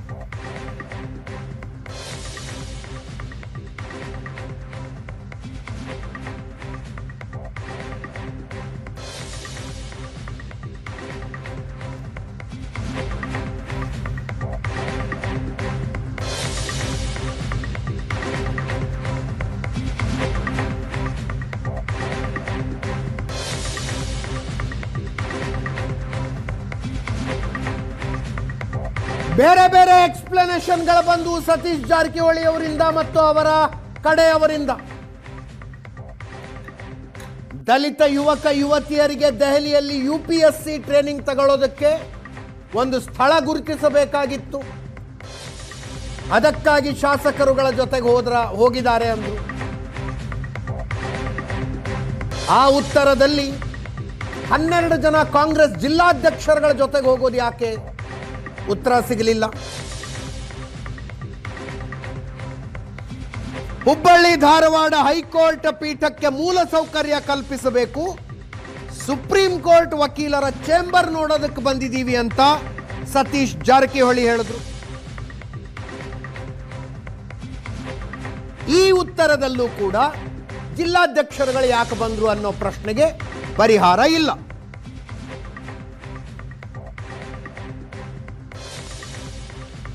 ಕೇಳಿಸ್ಕೊಳ್ಳಿ ಒಮ್ಮೆ ಅವರ ಮಾತನ್ನು. ಆಮೇಲೆ ಮಲ್ಲಿ ಇದು ಮುಗಿದ್ಮ್ಯಾಗ ಬರ್ತೀವಿ ಮಧ್ಯಾಹ್ನ ವೇಣುಗೋಪಾಲ್ ಬಂದಾಗ ನೋಡೋಣ. ಅದ್ರ ಬಗ್ಗೆ ಇನ್ನೂ ಏನು ಕೇಳಿ, ಇದು ಇವತ್ತು ಪ್ರಿಯಾರಿಟಿ ಅಷ್ಟೇ ಇದು. ಆಮೇಲೆ ಬೇಕಾದ್ರೆ ಸಾಯಂಕಾಲ ಹೇಳ್ತೀವಿ ಅದ್ರ ಬಗ್ಗೆ. ಸರ್, ಈಗ ನಾಯಕತ್ವ ಗೊಂದಲ ಬಗೆಹರಿತಾ ಇಲ್ಲ. ಒಂದ್ ಕಡೆ ಶಾಸಕರು ವಿದೇಶಿ ಪ್ರವಾಸಕ್ಕೆ ಹೋಗ್ತಾ ಇದ್ದಾರೆ, ಮತ್ತೊಂದು ಕಡೆ ಈ ಗೊಂದಲಗಳು ಮುಂದುವರೆದಿದ್ದಾವೆ. DK ಶಿವಕುಮಾರ್ ಅವರು ಬಂದು ಹೈಕಮಾಂಡ್ ನಾಯಕರನ್ನು ಭೇಟಿ ಮಾಡ್ತಾರೆ. ಭೇಟಿ ಆಗೋದು ಎಲ್ಲ ಸ್ವಾಭಾವಿಕ. ಒಂದು ಪಕ್ಷ ಅಂದ್ರೆ ಅದು ಹಿರಿಯರು ಭೇಟಿ ಆಗೋದು. ನಾವು ಹೇಳಿದ್ ರಿಕ್ವೆಸ್ಟ್ ಮಾಡಿದ್ರೆ ಬೇಗ ಆಗ್ಬೇಕಂತ ಇದೆ ಆಸೆ. ನೋಡೋಣ ಅದ್ರ ಬಗ್ಗೆ. ಇಲ್ಲ ಅದನ್ನಿಲ್ಲ, ಇವತ್ತು ಓನ್ಲಿ ಸುಪ್ರೀಂ ಕೋರ್ಟ್ ಅಷ್ಟೇ ಇದೆ. ಆಮೇಲೆ ಮಲ್ಲಿ ಇದು ಮುಗಿದ್ಮ್ಯಾಗ ಬರ್ತೀವಿ ಮಧ್ಯಾಹ್ನ ವೇಣುಗೋಪಾಲ್ ಬಂದಾಗ ನೋಡೋಣ. ಅದ್ರ ಬಗ್ಗೆ ಇನ್ನೂ ಏನು ಕೇಳಿ, ಇದು ಇವತ್ತು ಪ್ರಿಯಾರಿಟಿ ಅಷ್ಟೇ ಇದು. ಆಮೇಲೆ ಬೇಕಾದ್ರೆ ಸಾಯಂಕಾಲ ಹೇಳ್ತೀವಿ ಅದ್ರ ಬಗ್ಗೆ. ಸರ್, ಈಗ ನಾಯಕತ್ವ ಗೊಂದಲ ಬಗೆಹರಿತಾ ಇಲ್ಲ. ಒಂದ್ ಕಡೆ ಶಾಸಕರು ವಿದೇಶಿ ಪ್ರವಾಸಕ್ಕೆ ಹೋಗ್ತಾ ಇದ್ದಾರೆ, ಮತ್ತೊಂದು ಕಡೆ ನಮ್ಮ ಕಾಂಗ್ರೆಸ್ ಬೀಟ್ ರಿಪೋರ್ಟರ್ ಮಾರುತೇಶ್ ನೇರ ಸಂಪರ್ಕದಲ್ಲಿದ್ದಾರೆ. ಮಾರುತೇಶ್, ದೆಹಲಿ ಭೇಟಿ ಯಾಕೆ ಅನ್ನುವುದಕ್ಕೆ ಬರ್ತಾ ಇರುವ ಸ್ಪಷ್ಟೀಕರಣಗಳು ಸಮಾಧಾನಕರವ? ಹೈಕೋರ್ಟ್ ಪೀಠಕ್ಕೆ ಮೂಲ ಸೌಕರ್ಯ ಕಲ್ಪಿಸಬೇಕಂತೆ, ವಕೀಲರ ಚೇಂಬರ್ ನೋಡಕ್ಕೆ ಹೋಗ್ತಾ ಇರೋದಂತೆ, ಅದೇನೋ UPSC ಮಕ್ಕಳಿಗೆ ಅಲ್ಲಿರೋದಕ್ಕೊಂದು ಜಾಗ ನೋಡ್ಬೇಕಂತೆ, ಅದಕ್ಕೋಸ್ಕರ ಹೋಗಿರೋದಂತೆ.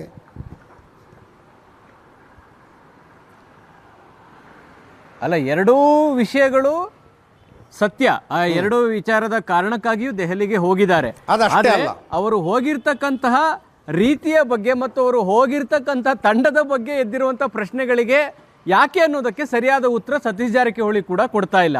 ಈಗ ಆ ರೀತಿಯಾಗಿ SC ST ಮಕ್ಕಳಿಗೆ UPSC ಟ್ರೈನಿಂಗ್ ಕೊಡುವ ಕಾರಣಕ್ಕಾಗಿ ಅದರಲ್ಲೂ ಸರ್ಕಾರದಿಂದ ಉಚಿತವಾಗಿ ಕೊಡಬೇಕು ಅನ್ನೋದು ಕ್ಯಾಬಿನೆಟ್ನಲ್ಲಿ ತೀರ್ಮಾನ ಆಗಿತ್ತು. ಹಾಗಾಗಿ ಅದನ್ನು ಜಾಗ ನೋಡ್ಕೊಂಬರೋಕ್ಕೆ ಈ ರೀತಿ ಎಲ್ಲ ಶಾಸಕರನ್ನ ಕರೆದುಕೊಂಡು ಜಿಲ್ಲಾಧ್ಯಕ್ಷರುಗಳನ್ನು ಕೂಡ ಕರೆದುಕೊಂಡು ಹೋಗಬೇಕಾದಂತಹ ಅನಿವಾರ್ಯತೆ ಏನಿರಲಿಲ್ಲ. ಸತೀಶ್ ಜಾರಕಿಹೊಳಿ ಅವರೇ ಒಬ್ಬರೇ ಹೋಗಿ ನೋಡ್ಕೊಂಡು ಬರ್ಬೋದಾಗಿತ್ತು. ಇದರ ಜೊತೆಗೆ ವಕೀಲರ ಇನ್ನೊಂದು ಅವ್ರ ಡಿಮ್ಯಾಂಡ್ ಇತ್ತು, ಧಾರವಾಡದಲ್ಲಿ ಮೂಲಭೂತ ಸೌಕರ್ಯ ಕಲ್ಪಿಸಿಕೊಡಬೇಕು, ಅದರಲ್ಲಿ ಸುಪ್ರೀಂ ಕೋರ್ಟ್ನಲ್ಲಿ ಹೇಗೆ ಮಾಡಿದಾರೋ ಆ ರೀತಿಯಾಗಿ ಮಾಡಬೇಕು ಅನ್ನುವಂಥದ್ದು ಅದು ಕೂಡ ಸರಿಯೇ. ಆದರೆ ಶಾಸಕರು ಮತ್ತು ಸುಮಾರು 12 ಮಂದಿ ಜಿಲ್ಲಾಧ್ಯಕ್ಷರುಗಳನ್ನು ಕರೆದುಕೊಂಡು ದೆಹಲಿಗೆ ಹೋಗಿರೋದು ಯಾವ ಕಾರಣಕ್ಕಾಗಿ ಅನ್ನೋದೇ ಈಗಿರುವಂಥ ಚರ್ಚೆ. ಈ ಹಿಂದೆ ಕೂಡ ಸತೀಶ್ ಜಾರಕಿಹೊಳಿ ಕೆಪಿಸಿಸಿ ಅಧ್ಯಕ್ಷ ಸ್ಥಾನಕ್ಕೆ ಅವರು ಕ್ಲೈಮ್ ಮಾಡಿದ್ರು. ಅದರ ಭಾಗವಾಗಿ ಒಂದು ಸರ್ವೆಯನ್ನು ಕೂಡ ನಡೆಸಿದ್ರು. ಜಿಲ್ಲಾಧ್ಯಕ್ಷರುಗಳ ಅಭಿಪ್ರಾಯ ಏನಿದೆ ಅನ್ನೋದನ್ನು ಕೂಡ ತಿಳಿದುಕೊಂಡಿದ್ರು. ಇದರ ಜೊತೆಗೆ ಶಾಸಕರಿಂದಲೂ ಕೂಡ ಅವರವರ ಅಭಿಪ್ರಾಯಗಳನ್ನು ಸಂಗ್ರಹಿಸಿ ಅದನ್ನು ಒಂದು ರೀತಿ ಅವರದೇ ಆಂತರಿಕ ಸರ್ವೆ ಅಂತ ಹೇಳಿದರೆ ತಪ್ಪಾಗಲಿಕ್ಕಿಲ್ಲ, ಆ ಥರದ ಸರ್ವೆ ಎಲ್ಲ ಮಾಡಿಸಿ ಅದರ ಅಭಿಪ್ರಾಯಗಳನ್ನು ಕೂಡ ಅವರು ಕ್ರೋಢೀಕರಿಸಿ ಇಟ್ಕೊಂಡಿದ್ರು. ನಾವು ಈ ಸಾಕಷ್ಟು ಬಾರಿ ಕೆಪಿಸಿಸಿ ಅಧ್ಯಕ್ಷ ಸ್ಥಾನಕ್ಕೆ ನೀವು ಪೈಪೋಟಿ ಇದ್ದೀರಾ ಅಥವಾ ನಿಮ್ಮನ್ನು ಆಯ್ಕೆ ಮಾಡುವಂಥ ಸಾಧ್ಯತೆಗಳಿದಾವ ಅಂತ ಕೇಳಿದಾಗೆಲ್ಲ ಕೂಡ ಸರ್ವೆ ಮಾಡಿಸಿ ತೀರ್ಮಾನ ತೆಗೆದುಕೊಳ್ಳಿ ಅನ್ನುವ ರೀತಿಯಲ್ಲೂ ಕೂಡ ಸತೀಶ್ ಜಾರಕಿಹೊಳಿ ಹಿಂದೆ ಮಾತನಾಡಿದ್ದಿದೆ. ಅದರ ಅರ್ಥ ಅವರು ಮಾಡಿಸಿರುವಂತಹ ಸರ್ವೆಯಲ್ಲಿ ಸತೀಶ್ ಜಾರಕಿಹೊಳಿ ಕೆಪಿಸಿಸಿಗೆ ಅಧ್ಯಕ್ಷರಾಗೋದು ಸೂಕ್ತ ಅನ್ನುವಂಥ ಅಭಿಪ್ರಾಯಗಳು ಹೆಚ್ಚು ಪರ್ಸೆಂಟೇಜ್ ಇತ್ತು. ಅದರ ವರದಿ ಈಗಲೂ ಕೂಡ ಸತೀಶ್ ಜಾರಕಿಹೊಳಿ ಅವರ ಬಳಿ ಇದೆ. ಆ ಕಾರಣಕ್ಕಾಗಿ ಅವರು ಕ್ಲೈಮ್ ಮಾಡೋದ್ರ ಭಾಗವಾಗಿಯೂ ಕೂಡ ಈ 12 ಮಂದಿ ಜಿಲ್ಲಾಧ್ಯಕ್ಷರು ಜೊತೆಗೆ ಅವರದ್ದೇ ಒಂದು ಶಾಸಕರ ತಂಡದ ಜೊತೆಗೆ ಹೈಕಮಾಂಡ್ ನಾಯಕರನ್ನ ಭೇಟಿ ಆಗ್ತಾ ಇರೋದು. ಅದೇ ಉದ್ದೇಶಕ್ಕೆ ಅವರು ಹೋಗಿದ್ದಾರೆ. ಆ ಉದ್ದೇಶ ಇಲ್ಲ ಅಂದಿದ್ರೆ ಕೇವಲ ಅವ್ರು ಹೇಳ್ದಂಗೆ ವಕೀಲರಿಗೆ ಮೂಲಭೂತ ಸೌಕರ್ಯ ಕಲ್ಪಿಸಿಕೊಡೋದು, SC STಗಳಿಗೆ ಉಚಿತವಾಗಿ UPSC ತರಬೇತಿ ಕೊಡೋದಕ್ಕೆ ಒಂದು ಜಾಗ ನೋಡೋದಕ್ಕೆ ಈ ರೀತಿಯಾಗಿ ತಂಡ ಕಟ್ಟಿಕೊಂಡು ಹೋಗಬೇಕಾದಂಥ ಅನಿವಾರ್ಯತೆ ಕೂಡ ಇರಲಿಲ್ಲ. ಆಮೇಲೆ ಈ ಸಂದರ್ಭ ಎಂಥದ್ದು, ಒಂದು ಕಡೆ ನಾಯಕತ್ವದ ಬದಲಾವಣೆ ಬಗ್ಗೆ ಇತ್ಯರ್ಥ ಮಾಡ್ತಾರೆ ಅನ್ನುವಂಥ ಚರ್ಚೆ ಕಾಂಗ್ರೆಸ್ನಲ್ಲಿ ನಡೀತಾ ಇದೆ. ಇನ್ನೊಂದು ಕಡೆ ಶಾಸಕರುಗಳು ವಿದೇಶ ಪ್ರವಾಸಕ್ಕೆ ತೆರಳಿದ್ದಾರೆ. ಈಗಾಗಲೇ DK ಶಿವಕುಮಾರ್ ದೆಹಲಿ ನಾಯಕರನ್ನ ಭೇಟಿಯಾಗಿ ಅವರು ಡಿಮ್ಯಾಂಡನ್ನು ಬೇಗ ಈಡೇರಿಸಿ ಅನ್ನುವಂಥ ಒತ್ತಾಯವನ್ನು ಮಾಡ್ತಾ ಇದ್ದಾರೆ. ಈ ನಡುವೆ ಸತೀಶ್ ಜಾರಕಿಹೊಳಿ ತಮ್ಮದೇ ತಂಡದ ಜೊತೆಗೆ ದೆಹಲಿ ನಾಯಕರನ್ನ ಭೇಟಿಯಾಗಲಿಕ್ಕೆ ಹೋಗ್ತಾ ಇದ್ದಾರೆ. ಸಂದರ್ಭವೂ ಕೂಡ ಅಷ್ಟೇ ಇಂಪಾರ್ಟೆನ್ಸ್ ಅನ್ನುವಂಥದ್ದನ್ನು ಮನವರಿಕೆ ಮಾಡ್ಕೊಳ್ಬೇಕಾಗತ್ತೆ. ಆ ಕಾರಣಕ್ಕಾಗಿ ಸತೀಶ್ ಜಾರಕಿಹೊಳಿ ಅವರ ಈ ಪ್ರಯತ್ನ ಮತ್ತು ಶಾಸಕರು ಜಿಲ್ಲಾಧ್ಯಕ್ಷರುಗಳನ್ನು ಕರೆದುಕೊಂಡು ಹೋಗಿರೋದು ನೋಡಿದರೆ, ನಮ್ಮ ಬಳಿ ಜಿಲ್ಲಾಧ್ಯಕ್ಷರುಗಳಿದ್ದಾರೆ ಅಥವಾ ನನ್ನ ಆಯ್ಕೆ ಮಾಡಿದರೆ ಎಲ್ಲರೂ ಬೆಂಬಲಕ್ಕೆ ನಿಲ್ತಾರೆ ಅನ್ನುವಂಥ ಒಂದು ಮೆಸೇಜ್ ಕೊಡುವಂಥ ಸಲುವಾಗಿ ಇರ್ಬೋದು. ಯಾಕಂದರೆ ಈಗಾಗಲೇ ಸತೀಶ್ ಜಾರಕಿಹೊಳಿ ಹೈಕಮಾಂಡ್ ನಾಯಕರನ್ನು ಭೇಟಿಯಾದಾಗ ಈ ಕ್ಲೈಮ್ ಮಾಡಿರೋದು ಸತ್ಯ. ಅವರು ಬಹಿರಂಗವಾಗಿಯೂ ಕೆಲವೊಮ್ಮೆ ಹೇಳಿದ್ದಾರೆ. ಅದಾದಮೇಲೆ ಅವರಿಲ್ಲ, ಆ ರೀತಿ ಇಲ್ಲ, ಹೈಕಮಾಂಡ್ ತೀರ್ಮಾನ ಮಾಡಿದ್ರೆ ಮಾಡಲಿ ಅನ್ನುವ ರೀತಿಯಲ್ಲೂ ಕೂಡ ಮಾತನಾಡಿದ್ದಾರೆ. ಕೆಪಿಸಿಸಿ ಅಧ್ಯಕ್ಷ ಸ್ಥಾನದ ಆಕಾಂಕ್ಷಿಯಾಗಿರೋದಂತೂ ಸ್ಪಷ್ಟ. ಯಾಕಂದ್ರೆ ಈ ಅವಧಿಯಲ್ಲಿ ಅವರಿಗೆ ಮುಖ್ಯಮಂತ್ರಿ ಆಗುವಂತ ಅವಕಾಶಗಳಂತೂ ಇಲ್ಲ ಅನ್ನೋದು ಬಹಳ ಸ್ಪಷ್ಟ. DK ಶಿವಕುಮಾರ್ ಅನ್ನುವಂಥ ಚರ್ಚೆಯೇ ಇದೆ. ಅಥವಾ ಸಿದ್ದರಾಮಯ್ಯನವರು ಕೆಳಗಿಳಿಯೋದೇ ಆದರೆ ಅವರು ಸೂಚಿಸುವಂಥ ವ್ಯಕ್ತಿ ಅಂತ ಬಂದಾಗ ಸತೀಶ್ ಜಾರಕಿಹೊಳಿ ಅವರ ಹೆಸರೇನು ಬರೋದಿಲ್ಲ. ಆಗ ಮುಂಚೂಣಿಗೆ ಬರುವಂಥದ್ದು ದಲಿತ CM, ಅಲ್ಲಿ ಪರಮೇಶ್ವರ್ ಅವರ ಹೆಸರು ಮುಂಚೂಣಿಗೆ ಬರುತ್ತೆ. ಹಾಗಾಗಿ ಸತೀಶ್ ಜಾರಕಿಹೊಳಿ ಅವರಿಗೆ ಗೊತ್ತು, ಅವರು 2028 ನಂತರ ಅನ್ನುವಂಥ ಏನು ಅವರ ಡಿಮ್ಯಾಂಡ್ ಇದೆ ಅಥವಾ CM ಸ್ಥಾನ ಏನಿದೆ ಅದಕ್ಕೆ ಒಂದು ಹೆಜ್ಜೆ ಈಗಲಿಂದಲೇ ಅವರು ತಯಾರಿಯನ್ನು ಮಾಡ್ತಾ ಇದ್ದಾರೆ. ಮತ್ತು ನಾಯಕತ್ವದ ಗೊಂದಲದ ಬಗ್ಗೆ ಅವರು ಬೇಗ ಇತ್ಯರ್ಥ ಮಾಡಲಿ ಹೈಕಮಾಂಡ್ ಅಂತೇಳಿ ಪದೇ ಪದೇ ಅವರು ಹೇಳ್ತಾ ಇರೋದ್ರ ಉದ್ದೇಶ, ನಾವು ಯಾವ ದಾರಿಯಲ್ಲಿ ಹೋಗಬೇಕು, ನಾನು ಯಾವ ದಾರಿಯನ್ನು ಆಯ್ಕೆ ಮಾಡ್ಕೊಳ್ಬೇಕು, ನಾನು ಮಹತ್ವಾಕಾಂಕ್ಷಿ ಇಟ್ಕೊಂಡಿದ್ದೀನಿ ರಾಜ್ಯದ CM ಆಗಬೇಕು ಅಂತ. ಹೀಗಾಗಿ ನಾವು ಯಾವ ದಾರಿಯಲ್ಲಿ ಹೋಗಬೇಕು ಅನ್ನೋದಕ್ಕೆ ಈ ನಾಯಕತ್ವ ಇತ್ಯರ್ಥ ಆದರೆ ಮಾತ್ರ ಅವರು ಮುಂದಿನ ದಾರಿ ಕಾಣುತ್ತೆ. ಆ ಕಾರಣಕ್ಕಾಗಿ ಸತೀಶ್ ಜಾರಕಿಹೊಳಿ ಅವರು ಕೂಡ ಹೈಕಮಾಂಡ್ನ ಮೇಲೆ ಇದನ್ನು ಬೇಗ ಇತ್ಯರ್ಥ ಮಾಡಿ ಅನ್ನುವಂಥ ಒತ್ತಡವನ್ನು ಹಾಕ್ತಾ ಇರುವುದು ಕೂಡ ಅದೇ ಕಾರಣಕ್ಕಾಗಿ. ಅವರು ನನ್ನ ದಾರಿಯನ್ನು ಆಯ್ಕೆ ಮಾಡ್ಕೊಳ್ಬೇಕು, ನಾನು ನಂತರ CM ಆಗಬೇಕು ಅನ್ನುವ ಕಾರಣಕ್ಕಾಗಿ ಏನು ತಯಾರಿಯನ್ನು ಮಾಡ್ಕೊಳ್ಬೇಕು ಅನ್ನುವ ಕಾರಣಕ್ಕಾಗಿ ಸತೀಶ್ ಜಾರಕಿಹೊಳಿ ಅವರು ಕೂಡ ಪದೇ ಪದೇ ಹೈಕಮಾಂಡ್ನ ಮೇಲೆ ಈ ನಾಯಕತ್ವ ಬದಲಾವಣೆಯಲ್ಲಿ ತೀರ್ಮಾನವನ್ನು ತೆಗೆದುಕೊಳ್ಳಿ ಅನ್ನುವಂಥದ್ದು ಹೇಳ್ತಿದ್ದಾರೆ. ಆ ಹಿನ್ನೆಲೆಯಲ್ಲಿ ಹೇಳೋದಾದರೆ ಕೆಪಿಸಿಸಿ ಅಧ್ಯಕ್ಷ ಸ್ಥಾನಕ್ಕೆ ಸತೀಶ್ ಜಾರಕಿಹೊಳಿ ರೇಸ್ನಲ್ಲಿ ಇದ್ದಾರೆ, ಆ ಕ್ಲೈಮನ್ನು ಮಾಡಿದ್ದಾರೆ. ಹೈಕಮಾಂಡ್ ಯಾವ ತೀರ್ಮಾನವನ್ನು ತೆಗೆದುಕೊಳ್ಳುತ್ತೋ ಗೊತ್ತಿಲ್ಲ. ಆದರೆ ನನ್ನ ಜೊತೆಗೆ ಹೆಚ್ಚು ಜಿಲ್ಲಾಧ್ಯಕ್ಷರುಗಳಿದ್ದಾರೆ, ಶಾಸಕರುಗಳಿದ್ದಾರೆ, ನನಗೆ ಅವಕಾಶ ಕೊಟ್ಟರೆ ನಾನು ಸಮರ್ಥವಾಗಿ ನಿಭಾಯಿಸ್ತೀನಿ ಅನ್ನುವಂಥದ್ದನ್ನು ಕೂಡ ಹೈಕಮಾಂಡ್ಗೆ ಮನವರಿಕೆ ಮಾಡಿಕೊಡೋದಕ್ಕೂ ಕೂಡ ಈ ತಂಡದ ಜೊತೆಗೆ ಹೋಗಿರುವಂಥ ಸಾಧ್ಯತೆಗಳೇ ಜಾಸ್ತಿ ಕಾಣಿಸ್ತಾ ಇದ್ದಾವೆ. Ajit, thank you so much Marutesh ನಿಮ್ಮ ಎಲ್ಲ ಮಾಹಿತಿಗೆ. ಸಿದ್ದರಾಮಯ್ಯನವರ ಬಣದ ಕೆಲವು ಶಾಸಕರು ಆಸ್ಟ್ರೇಲಿಯಾ, ನ್ಯೂಜಿಲೆಂಡ್ಗೆ ಹೋಗಿರುವಾಗ ಸಚಿವ ಸತೀಶ್ ಜಾರಕಿಹೊಳಿ ಅವರು ಕೆಲವು ಶಾಸಕರು ಮತ್ತು ಕೆಲವು ಜಿಲ್ಲಾಧ್ಯಕ್ಷರನ್ನು ಕರ್ಕೊಂಡು ದೆಹಲಿಗೆ ಹೋಗಿರುವಾಗ ಉಪಮುಖ್ಯಮಂತ್ರಿ DK ಶಿವಕುಮಾರ್ ಅವರು ಅಸ್ಸಾಂನಲ್ಲಿದ್ದಾರೆ. ಪ್ರಿಯಾಂಕಾ ಗಾಂಧಿ ಅವರ ಜೊತೆಗೆ ಅಸ್ಸಾಂನಲ್ಲಿದ್ದಾರೆ. ಅಸ್ಸಾಂ ವಿಧಾನಸಭಾ ಚುನಾವಣೆಗಳಿಗೆ ಅವರು ವಿಶೇಷ ವೀಕ್ಷಕರು.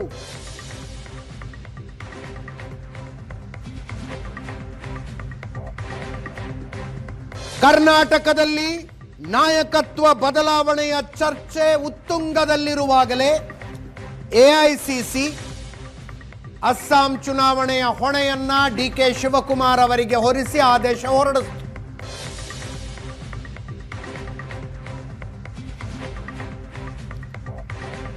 ಅದರ ಭಾಗವಾಗಿ ಅವರು ಅಸ್ಸಾಂನಲ್ಲಿದ್ದಾರೆ. ಕಾಮಾಖ್ಯ ದೇವಸ್ಥಾನಕ್ಕೆ ಭೇಟಿ ಕೊಟ್ಟಿದ್ರು.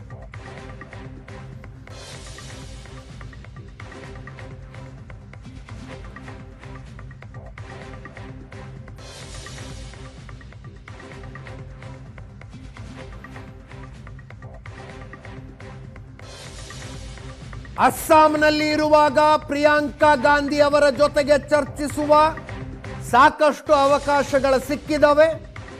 ಕರ್ನಾಟಕದ ಬೆಳವಣಿಗೆಗಳನ್ನೆಲ್ಲ ಅವರ ಗಮನಕ್ಕೆ ತಂದಿದ್ದೀನಿ ಅಂತ DK ಶಿವಕುಮಾರ್ ಅವರು ತಮ್ಮ ಆಪ್ತರೆದುರು ಹೇಳಿಕೊಂಡ್ರಂತೆ.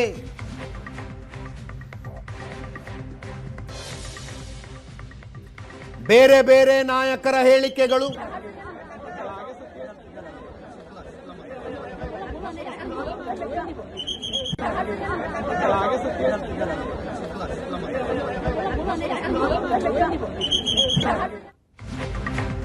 ಐದು ವರ್ಷ ಸಿದ್ದರಾಮಯ್ಯನವರೇ ಸಿಎಂ ಅನ್ನುವ ಯತೀಂದ್ರ ಅವರ ಹೇಳಿಕೆಯಿಂದ ಹಿಡಿದು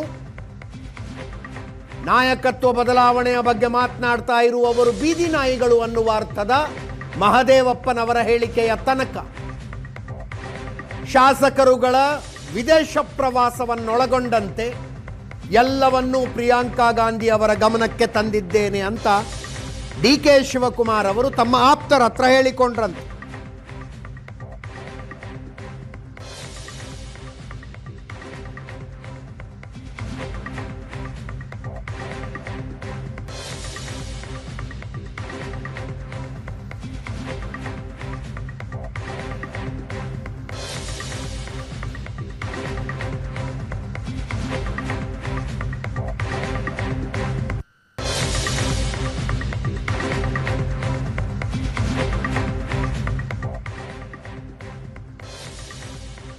ಇದರೊಂದಿಗೆ ಇವತ್ತಿನ ಪಾರ್ಟಿ ರೌಂಡ್ಸ್ ಮುಗಿಸ್ತಾ ಇದ್ದೀವಿ. ನೇರ ದಿಟ್ಟ ನಿರಂತರ ಸುದ್ದಿಗಾಗಿ ನೋಡ್ತಾ ಇರಿ ಏಷ್ಯಾನೆಟ್ ಸುವರ್ಣ ನ್ಯೂಸ್.